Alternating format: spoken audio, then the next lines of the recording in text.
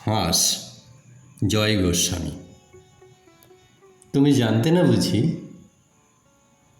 আসলে স্নিগ্ধতা হলো একটি বর্ষাকাল। কেউ বলেনি তোমাকে? সে এমনই এক বর্ষাকাল যে নিজের ইচ্ছে মতো সারা বছর ভেসে বেড়াতে পারে, ভেসে বেড়ায় আকাশে। আজ এখানে বৃষ্টি হলো খানিক, তো কাল ওখানে বাদলা। সেই সঙ্গে থেকে থেকে ঝোড়ো হাওয়া আর ঘূর্ণি বাতাস তো আছেই। আমি চোখ বন্ধ করলেই দেখতে পাই, যেই বৃষ্টি শুরু হলো অমনি বাচ্চারা সব হাত ছাড়িয়ে ছুট লাগালো মাঠে ঘাটে।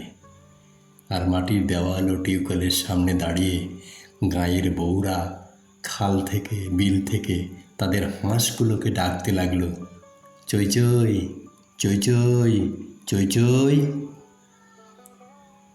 আজ থেকে প্রায় 1 শতাব্দী আগের বাংলায় তোমার এক বাল্য সখী তোমাকে চই চই বলে ডাকত আর খ্যাপাত। তোমার মনে পড়েছে কি? আজ এই জন্মে তুমি শীতের দেশের হাঁস। কোন সরোবর থেকে কোথায় কোন সরোবরে সাঁতার কাটতে যাও। সমুদ্রের পর সমুদ্র পেরিয়ে উড়ে চলো কত দূর দূর সব দেশে।